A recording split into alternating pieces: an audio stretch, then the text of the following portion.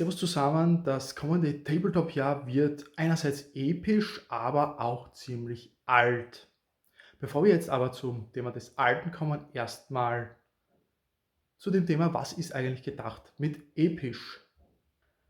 Zum einen natürlich mal hier der epische Maltisch, der mal aufgeräumt gehört, jetzt über die Feiertage.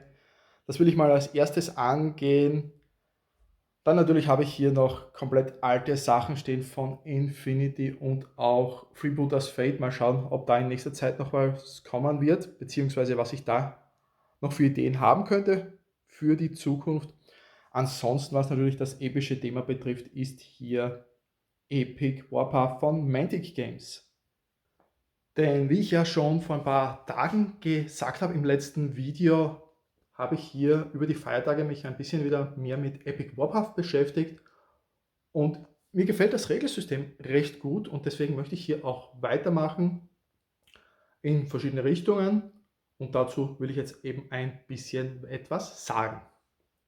Zum einen natürlich hier wieder zurück zu den Figuren, zu meinen Forge-Fahrern. Die habe ich ja bereits angefangen hier mal zu bemalen und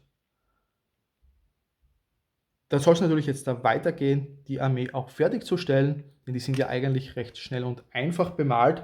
Ich habe mir da aber ein bisschen was anderes vorgenommen als ursprünglich geplant, weil ich da doch ein bisschen mehr Möglichkeiten habe als gedacht, beziehungsweise als ich zuerst vorhatte. Einerseits natürlich hier mit den bereits vollständig zusammengebauten und grundierten Fortschwallern, die möchte ich natürlich bemalen und weiter aufbauen. Jedoch im Vergleich zum ursprünglichen Gedanken, den ich hatte, will ich mir hier in Verbindung damit auch gleich die zweite Armee aufbauen. Eben hier habe ich noch die Asterians drinnen, auch vom Kickstarter. Die sind noch komplett umgebaut. Die habe ich da nur mal kurz offen gehabt und reingeschaut. Soweit schaut alles gut aus, scheint alles da zu sein.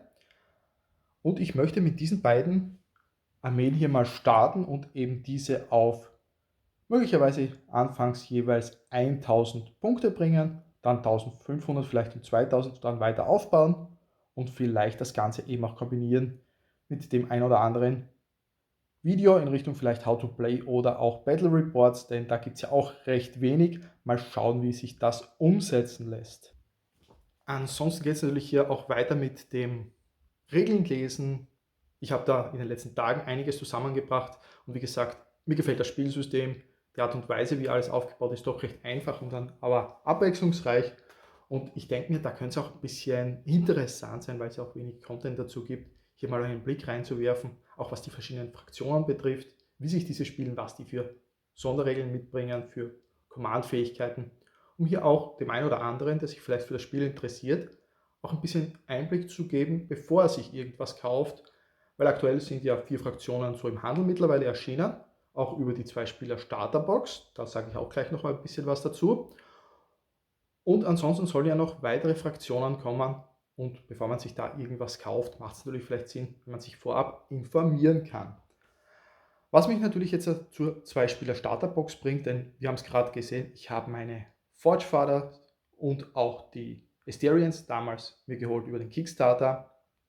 Aber jetzt gibt es natürlich auch die 2-Spieler Starterbox, die es aber auch auf Deutsch gibt. Jetzt habe ich mir überlegt, es wäre vielleicht eine Überlegung, mir diese Starterbox zu holen, weil einerseits sind dort die Enforcer drinnen und auch die Blake. Das heißt dann insgesamt schon 4 Armeen, die dadurch, also 2 weitere Armeen, somit 4 Armeen insgesamt, mit denen könnte man schon das ein oder andere anfangen. Auch hier auf dem Kanal, was Videos betrifft, um hier dann auch Sachen vorzuzeigen, die Armeen aufzubauen und so weiter. Aber eben auch in Verbindung mit dem deutschen Regelbuch vielleicht, weil ich habe mir das Ganze damals im Kickstarter Englisch geholt und es dürfte ja den einen oder anderen vielleicht auch interessieren und grundsätzlich die Information, dass es eben die Regeln auch auf Deutsch gibt. Da habe ich mir gedacht, vielleicht in diese Richtung. Auf alle Fälle will ich hier zu Epic Warpath ganz allgemein auch ein bisschen mehr dann im kommenden Jahr machen. Und das bringt mich jetzt aber auch zu einem weiteren Thema, und zwar dem Old Part vom Anfang des Videos. Denn ich bin jetzt vor ein paar Tagen auf etwas gestoßen, mit dem ich mich persönlich wieder etwas mehr auseinandersetzen möchte. Und zwar geht es hierbei um die, wie man schon sehen kann, zumindest für die älteren Spieler unter uns, um die dritte Edition von Warhammer 40k, denn damit habe ich damals das Tabletop-Hobby und auch Warhammer begonnen. Und ich bin jetzt beim Zusammenräumen vor ein paar Wochen wieder auf das alte Regelbuch hier gestoßen. Und da sind natürlich logischerweise so die ein oder andere Erinnerung hochgekommen und so Sachen, die man sich überlegt hat von damals, wie man seine Armeen aufgebaut hat und alles. Und ich hatte eigentlich mit dieser und der vierten Edition eigentlich recht viel Spaß. So zumindest meine Erinnerung. Und daher habe ich mir gedacht, vielleicht könnte ich ja in diese Richtung etwas machen. Denn ich habe damals die Blood Angels angefangen zu sammeln und bin hier jetzt während des Zusammenräumens zusätzlich zum Regelbuch hier auch auf den damaligen dritten Editions Space Marine Codex gestoßen. Wie man sieht, hier natürlich viel dünner und ganz anders auch, als man das von den heutigen Kodizes kennt. Auch hier die coolen alten Figuren, Panzer. Das war schon ein sehr cooler Style. Und da habe ich mir gedacht, ja, wenn ich diesen Codex schon irgendwo jetzt gefunden habe, kann es ja eigentlich nicht mehr so weit sein, dass ich auch zum Blood Angels Codex von damals wieder komme. Und dann bin ich gerade noch auf der Suche, wo sich dieser befinden könnte.